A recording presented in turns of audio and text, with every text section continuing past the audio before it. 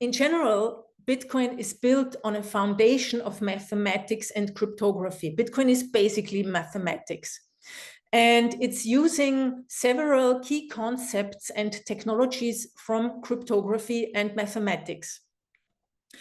One very important part of that for Bitcoin is public key cryptography, which is generating public and private key pairs that are being used in transactions and for the creation of Bitcoin addresses and the private keys that manifest the ownership of Bitcoin. So if you own the private keys, you own the Bitcoin and you are the only one who can send it. And another big part of Bitcoin's foundations are cryptographic hash functions. And this is where the SHA-256 algorithm comes in. It's creating unique fixed size outputs from variable size inputs. So it's basically a digital fingerprint. I'm going to show you now in a demo how this works because I think you can much better understand what I'm talking about if you see it. So let me just share my screen with you. Now, also a tip from me. This tool is really fantastic. If you want to show someone how Bitcoin works and what a blockchain is and why it's secure, go to this website, show them what I'm doing now, or maybe show them that video on YouTube when it will be there. It's from a guy called Anders Brownworth, and I found it a couple of years ago, and it was really important for me personally to understand what a blockchain is, because everyone was talking about it. It's the most important thing in Bitcoin and the most important invention. To be honest, a blockchain is just a dumb database of transactions. That's all it is.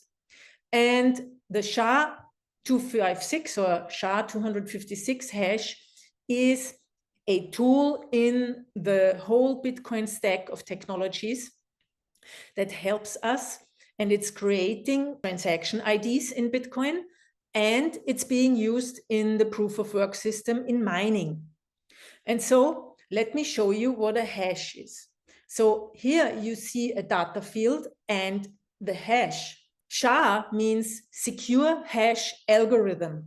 And with this algorithm, from a set of data, which is text in that sense, so you see I'm typing text in there, and you can also see that the hashing function is giving you a hash which always has 64 characters, meaning numbers and letters, and they are unique for the content in the data field. So if I change the data, you see that the hash is also changing. If I change it back, it's the same as before.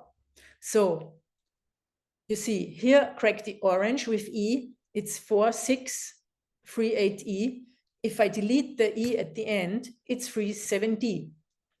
And the thing about this hash algorithm is you can copy, or you can have a huge amount of data inside of this data field, but your hash, your unique fingerprint always has these 64 characters. And as I said before, it's the same for the same data content. And that's important. So we're going to use that, or Bitcoin is using it in the building of blocks. So the hashing algorithm not only hides the real content, because what you see, maybe if you give someone the hash or a transaction ID, what you see is this long character line, but you don't know what's inside the data. But you can verify that the data is the correct data with the hash. So that's one function. And the second function is it reduces the amount, of course, of data that has to be stored on the computers when you only save the hashes, which is happening in Bitcoin, I think, in the Merkle trees. Okay, the next thing. So now I have this hash algorithm. This is a block. It's a scheme of a block on the Bitcoin blockchain. It's the first block. It has a so-called nonce. And you see the data field again. And here I have the same SHA-256 hash result. And I have a button that's called mine. Now it's getting interesting. So, you know, my computer is running this website, or when I click, my computer is running this calculation here to result in the hash. So I do the same thing as before. I put in some text. You see this hash has changed, and also the color of the block has changed because now I changed the content. Now I want to mine it.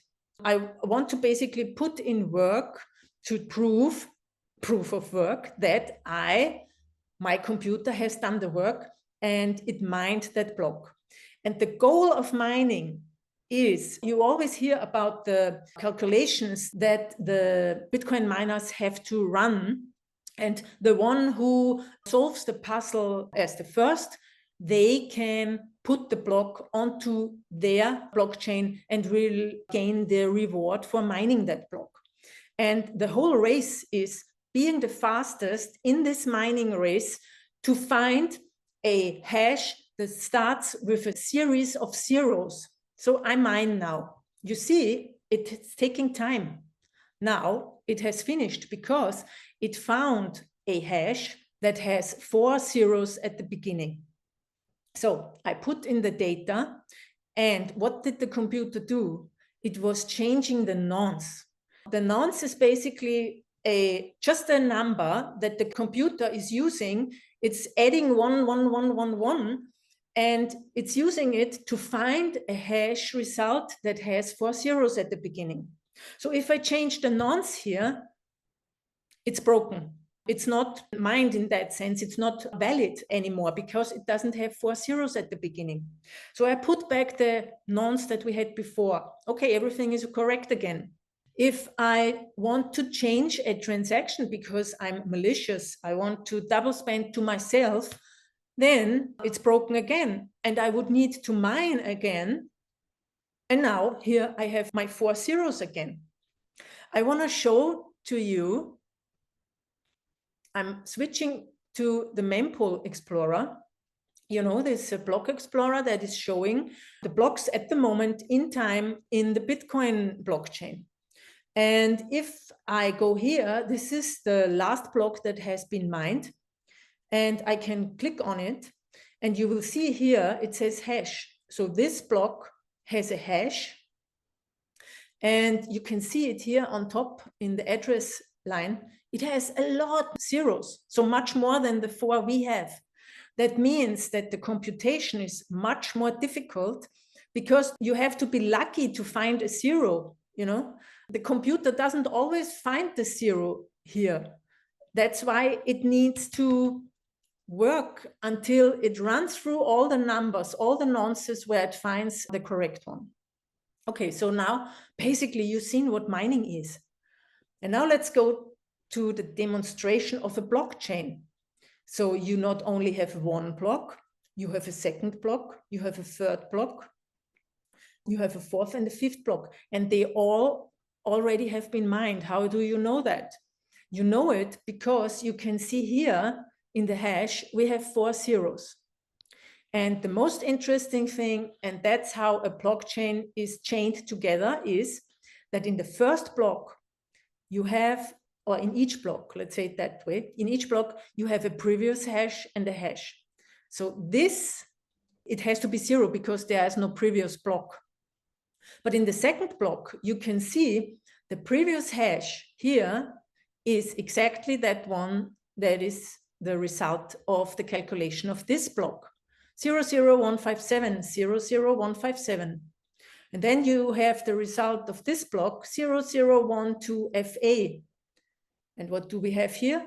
0012FA. This is how the blocks are being chained together. So now let's put in some data in the first block of a new blockchain. Let's say it's totally new. And you can see it only starts with 1 0, not with 4. So I'm going to mine this block now. You see the nonce has changed and it has found 4 zeros at the beginning. Okay, so now in the second block, I have some different data because there are other transactions inside of it. So this block, the miner takes the so-called block template the miner takes the hash, puts it in its own block template as previous hash, and collects transactions from the mempool into their block. And now they mine. Okay, now they found a hash with 4 zeros. So it's valid. It's okay. Okay, a couple of minutes later, the next block is being mined. And on it goes. And this, the blocks one follows another always around 10 minutes. This is secured by the zeros in this hash result that I need to have. Meaning, if the mining power in the Bitcoin network is so high that the blocks are being mined faster, for instance, every 5 minutes, then the hashing difficulty is being increased by the system itself. So that means it might have 1 zero more that the miners need to find in their hashing puzzle before they have fully validated the block. So the time increases again in between to reach the goal of 10 minutes in every block. So now, what I want to then show you, now this has been mined. So maybe there is some malicious attacker who wants to change their own transactions in a block they have been mined before. So they changed this transaction to hi ho. And you see, of course, the block is red now. So you can see something is wrong. Someone tampered with it. And you also can see that all the following blocks are broken too. So this is not a valid chain anymore. That means the nodes would reject it. That means also that the attacker has to start mining again. And they have to mine faster than the original chain, because otherwise they will never be able to overtake them. But the original Bitcoin chain is still being worked on. So you can see that it's really, really difficult to attack a blockchain, and even more if it's distributed and very well distributed like the Bitcoin blockchain. What does it mean that it's distributed? It means that you have peer A, so that's one miner, miner A, miner B, miner C, or even it's your own Bitcoin full node on your computer, which is peer A or B. And there are thousands, hundreds of thousands of these nodes and copies of the Bitcoin blockchain globally, stored on many, many different computers from companies, from private people, and so on. So here we have the same principle like we had before. We have blocks with numbers and nonces, we have data in it, and we have the previous hash and the hash of this mined block. Okay, so, and what we can see is that in this hash, this field, they are exactly the same. Yeah, you can also hear in number 3, block 3, this should be block 3 now. Yes, you see 0012, 00B9. It's exactly the same. Also here 0012, 00B9. Okay, now if I'm going to the right, to the end, let's say where we are at the 5th block at the moment, someone comes in and wants to change Bitcoin, attack it. So you can see this is the attacker and their blocks are broken now. But on the other nodes, the data is still correct. And this is the way how the network, the Bitcoin software, finds out that there is someone who is trying to do malicious things and tampering and changing the blocks and trying to change something.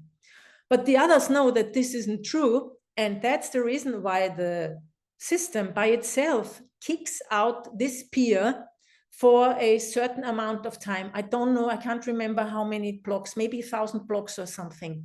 They are not allowed to be part of the network for that amount of time. So it doesn't really make sense to start an attack on Bitcoin. And I hope now you also have understood how a blockchain works. Take a look on the mempool space. I want to show you this is the most recent block. It has a hash, it has a block number, and you can also see it had 7,948 transactions inside of this one block. And here you can see all the transactions. The Coinbase transaction is the first transactions that the miners put in their blocks. And the Coinbase transaction is basically that transaction where they say, okay, if I am the fastest in mining that block and I earn the block reward, that is where the block reward is being created. So when they mine successfully a block, so I'm mining this one, and I'm the first one to push it into the blockchain, onto the blockchain, then in 100 blocks time, I will earn the Coinbase transaction, the very first transaction in a block.